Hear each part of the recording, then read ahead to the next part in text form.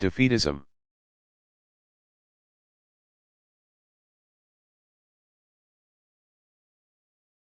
If a potential enemy can divide his strength on two fronts, it is for us to counter his effort.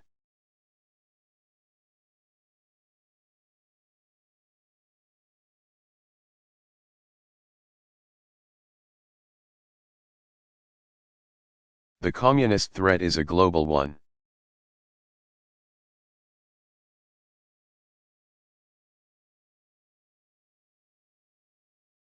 Its successful advance in one sector threatens the destruction of every other sector.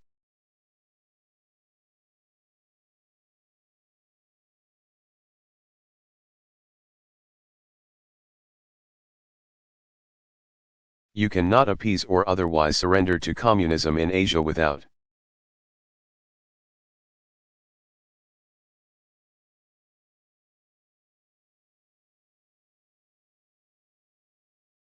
simultaneously undermining our efforts to halt its advance in Europe.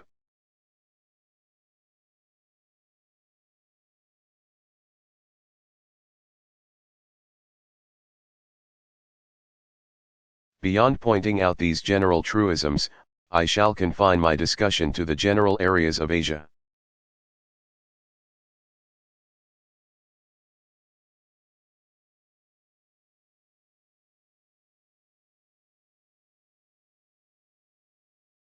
Before one may objectively assess the situation now existing there,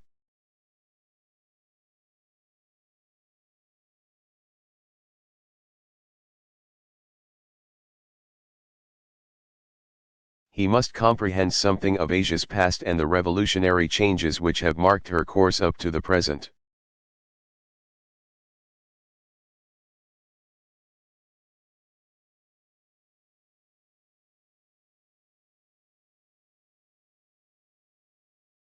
Long exploited by the so-called colonial powers, with little opportunity to achieve any degree of social justice.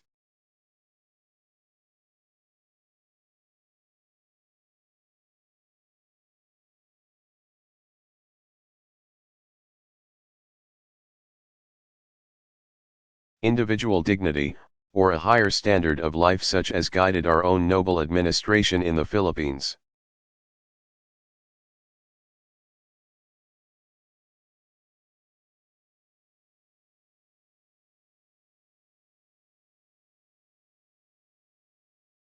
The peoples of Asia found their opportunity in the war just past to throw off the shackles of colonialism.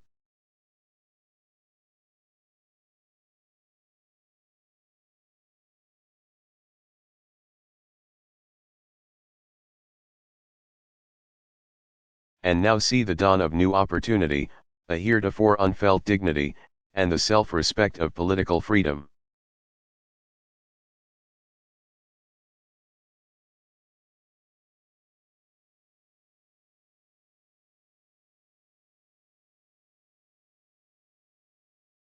Mustering half of the Earth's population, and 60% of its natural resources, these peoples are rapidly consolidating a new force.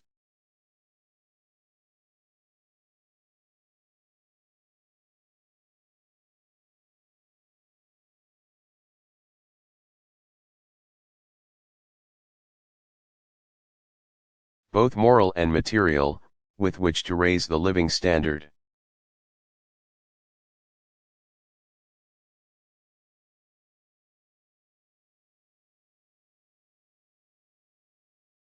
And erect adaptations of the design of modern progress to their own distinct cultural environments.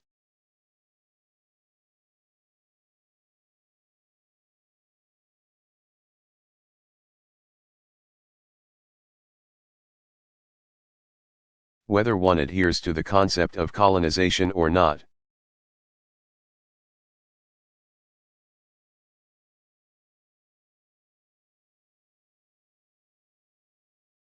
This is the direction of Asian progress, and it may not be stopped.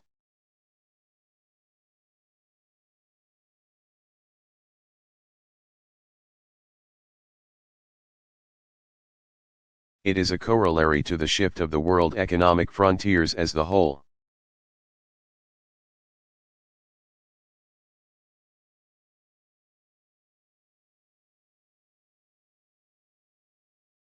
epicenter of world affairs rotates back toward the area whence it started.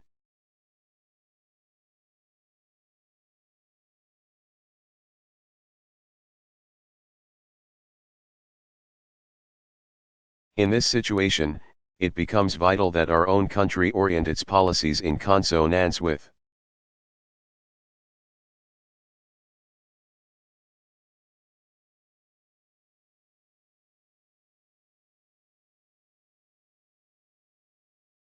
this basic evolutionary condition rather than pursue a course blind to the reality that the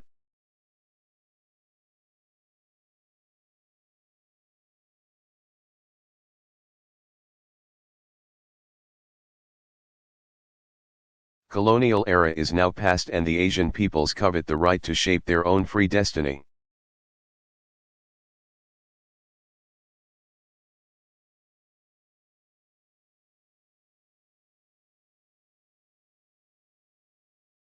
What they seek now is friendly guidance, understanding,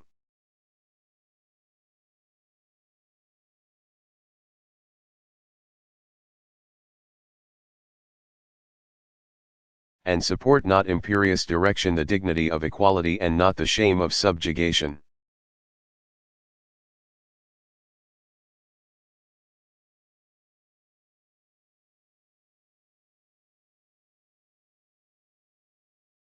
Their pre-war standard of life, pitifully low, is infinitely lower now in the devastation left in war's wake.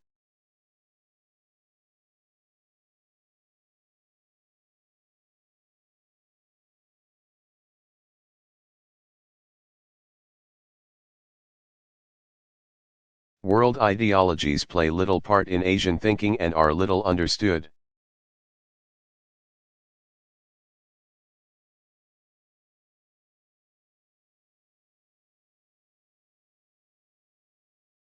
What the peoples strive for is the opportunity for a little more food in their stomachs.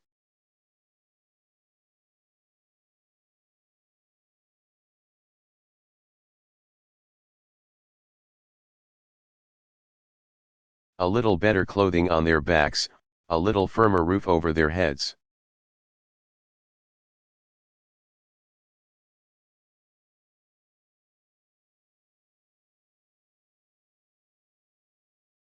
And the realization of the normal nationalist urge for political freedom.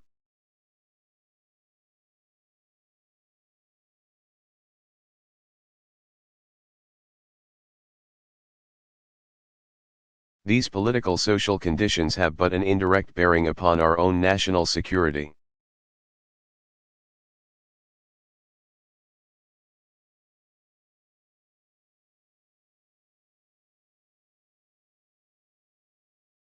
But do form a backdrop to contemporary planning which must be thoughtfully considered if we are to avoid the pitfalls of unrealism.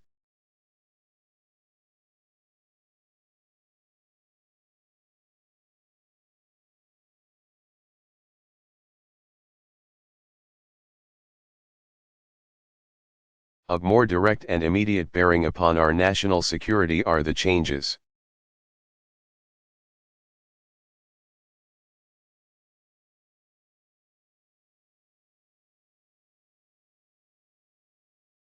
wrought in the strategic potential of the Pacific Ocean in the course of the past war.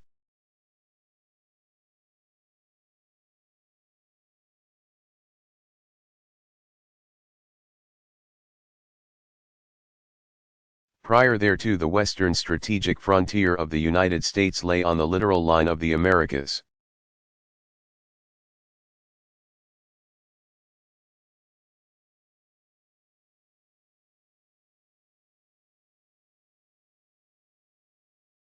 With an exposed island salient extending out through Hawaii, Midway, and Guam to the Philippines.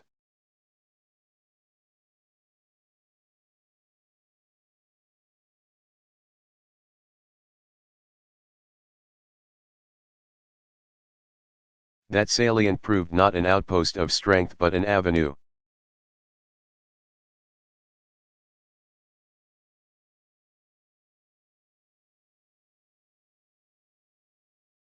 of weakness along which the enemy could and did attack.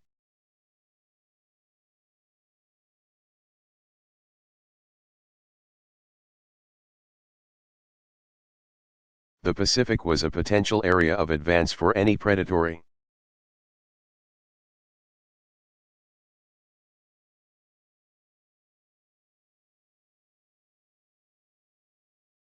force intent upon striking at the bordering land areas.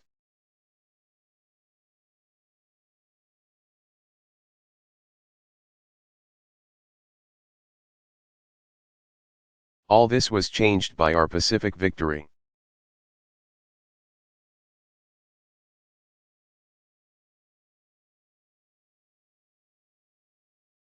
Our strategic frontier then shifted to embrace the entire Pacific Ocean.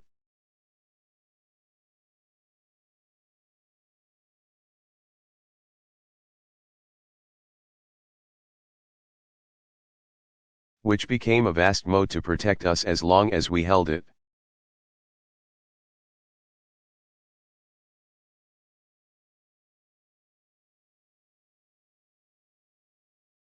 Indeed, it acts as a protective shield for all of the Americas and all free lands of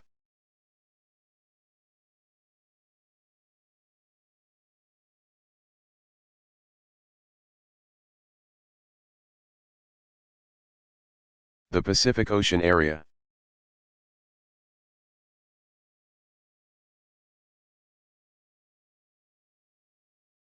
We control it to the shores of Asia by a chain of islands extending in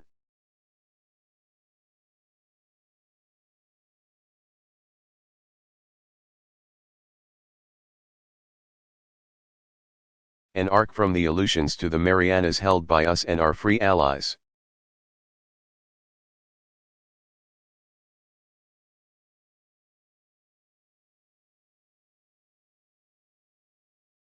From this island chain we can dominate with sea and air power every Asiatic port.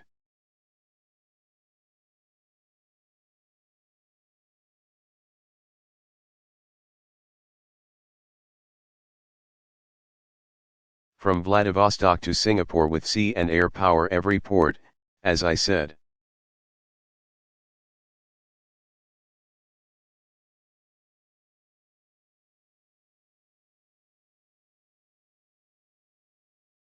From Vladivostok to Singapore and prevent any hostile movement into the Pacific.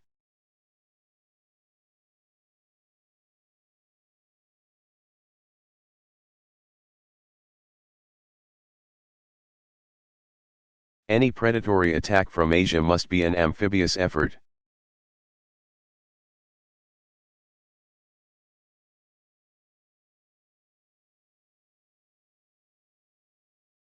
No amphibious force can be successful without control of the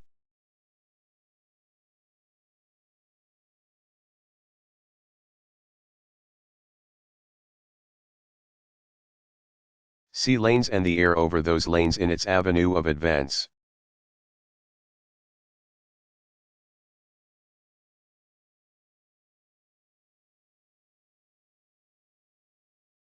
With naval and air supremacy and modest ground elements to defend bases.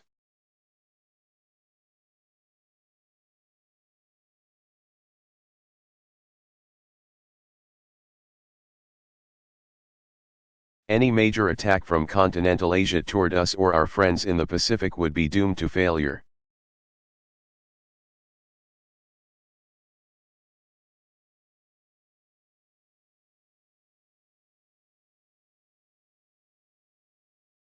Under such conditions, the Pacific no longer represents menacing avenues of approach for a prospective invader.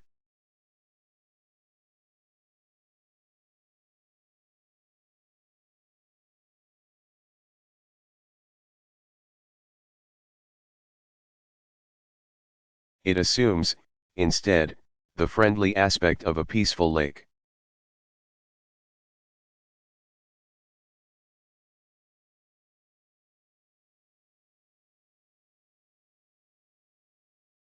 Our line of defense is a natural one and can be maintained with a minimum of military effort and expense.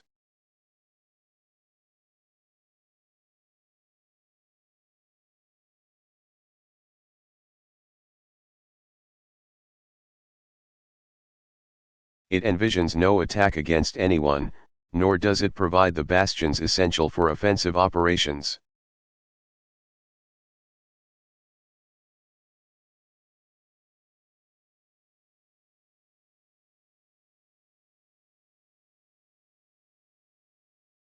but properly maintained, would be an invincible defense against aggression.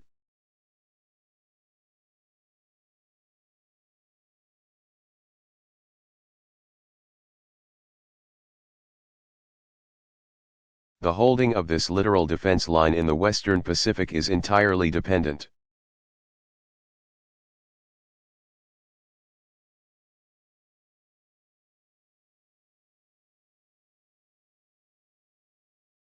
upon holding all segments thereof. For any major breach of that line by an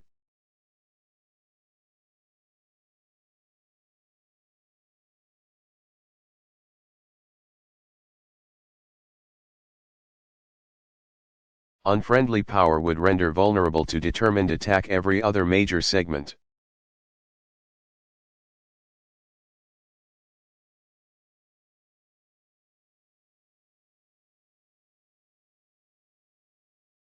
This is a military estimate as to which I have yet to find a military leader who will take exception.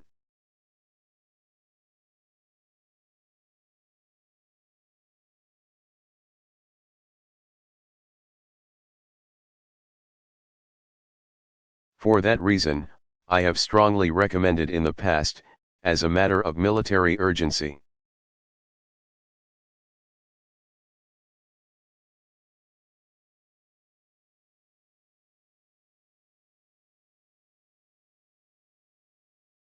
that under no circumstances must Formosa fall under communist control.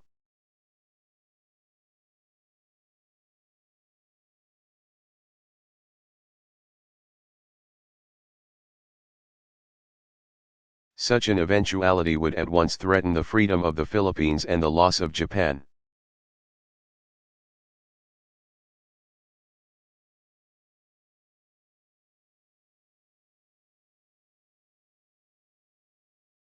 And might well force our western frontier back to the coast of California, Oregon, and Washington.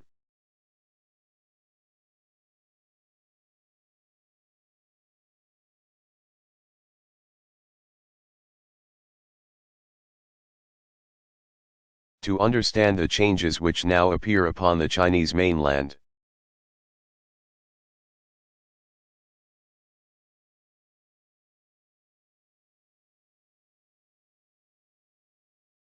one must understand the changes in Chinese character and culture over the past 50 years.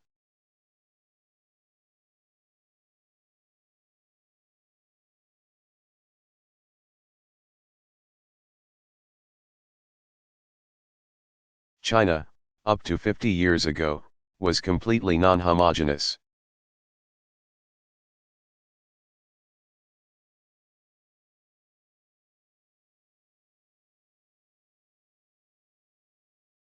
Being compartmented into groups divided against each other.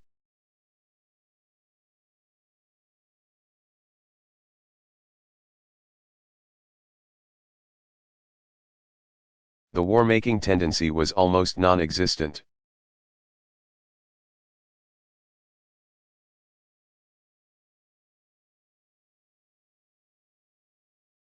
As they still followed the tenets of the Confucian ideal of pacifist culture.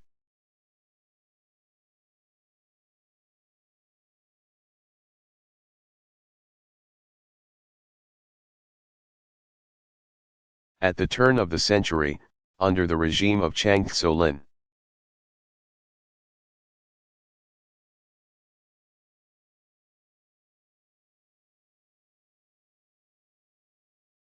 efforts toward greater homogeneity produced the start of a nationalist urge.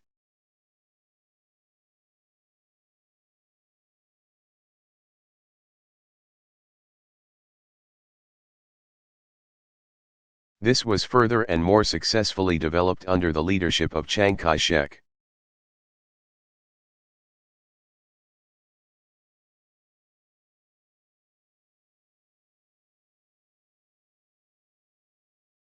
But has been brought to its greatest fruition under the present regime to the point that it has now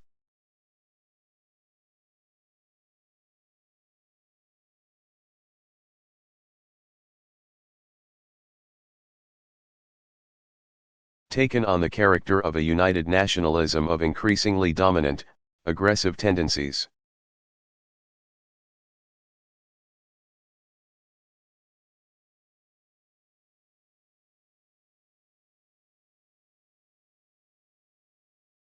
Through these past 50 years, the Chinese people have thus become militarized in their concepts and in their ideals.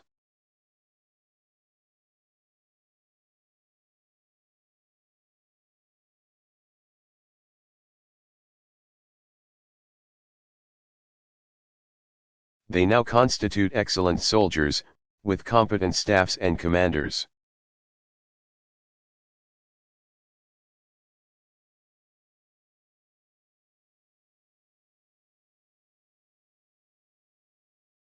This has produced a new and dominant power in Asia, which, for its own purposes,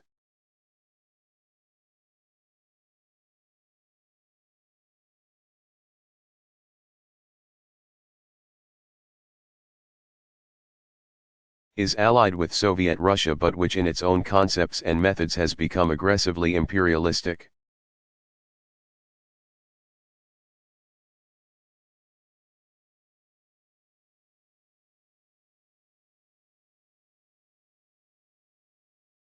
With a lust for expansion and increased power normal to this type of imperialism.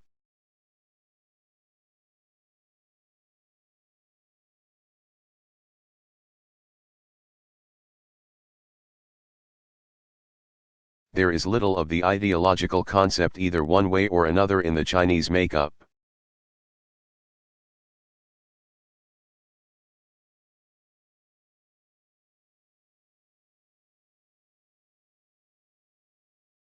The standard of living is so low and the capital accumulation has been so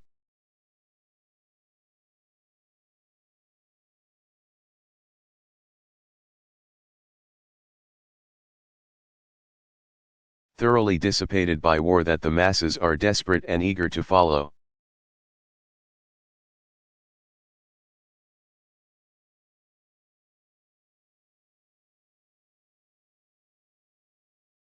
Any leadership which seems to promise the alleviation of local stringencies.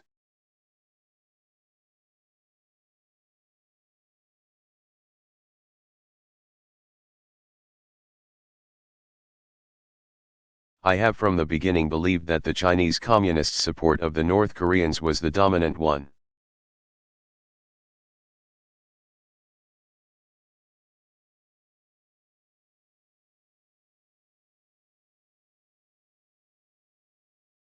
Their interests are, at present, parallel with those of the Soviet.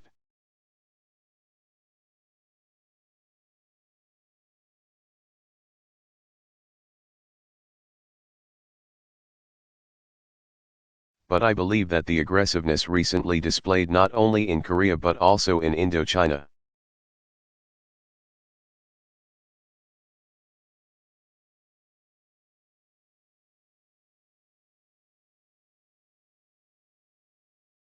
and Tibet and pointing potentially toward the south reflects predominantly the same lust for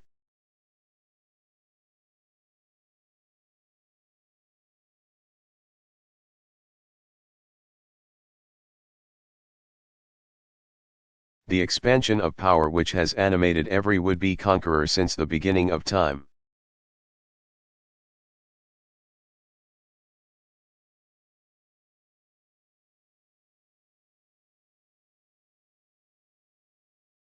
The Japanese people, since the war, have undergone the greatest reformation recorded in modern history.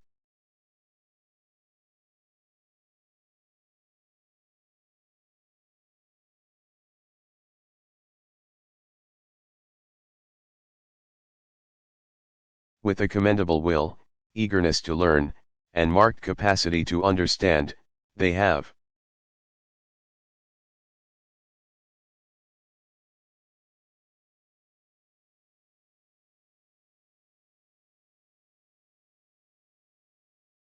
from the ashes left in war's wake, erected in Japan an edifice dedicated to the supremacy of individual liberty.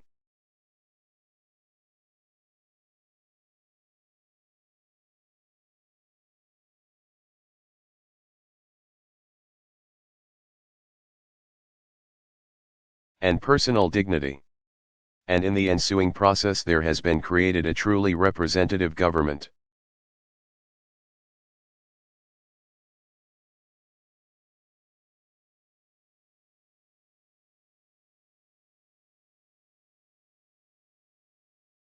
Committed to the advance of political morality, freedom of economic enterprise, and social justice.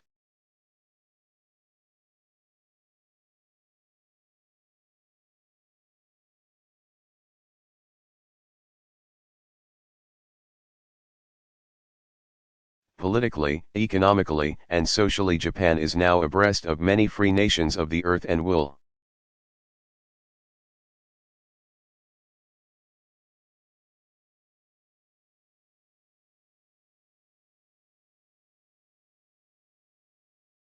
Not again fail the universal trust. That it may be counted upon to wield a profoundly beneficial,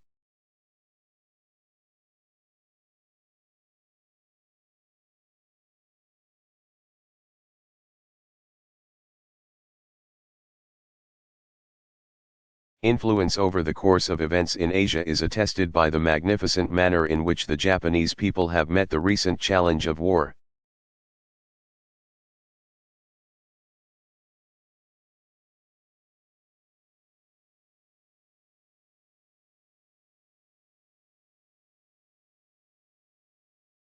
Unrest, and confusion surrounding them from the outside and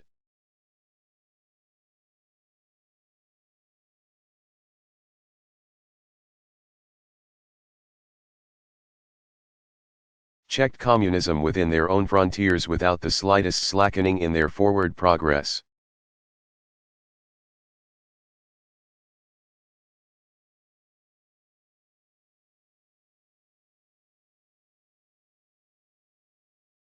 I sent all four of our occupation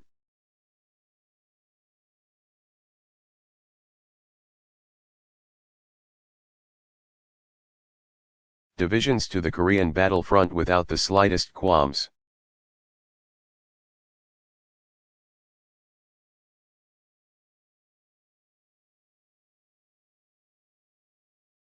As to the effect of the resulting power vacuum upon Japan,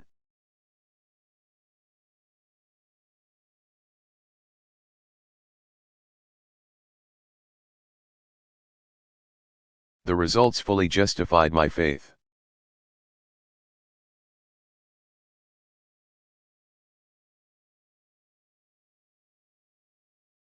I know of no nation more serene, orderly, and industrious.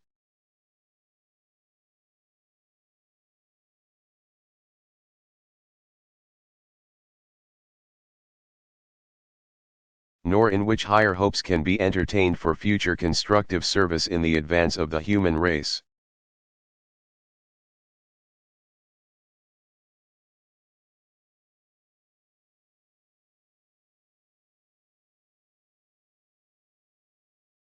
Of our former ward, the Philippines, we can look forward in confidence that the existing unrest will be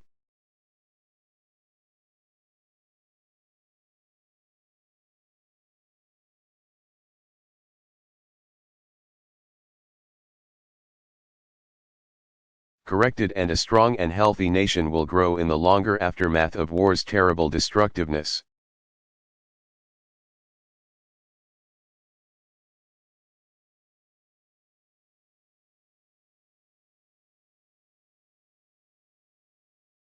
We must be patient and understanding and never fail them as in our hour of need, they did not fail us.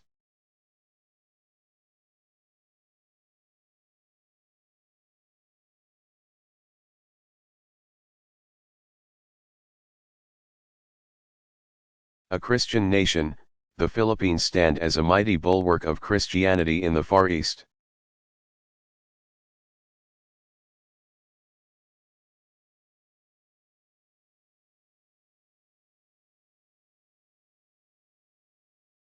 And its capacity for high moral leadership in Asia is unlimited.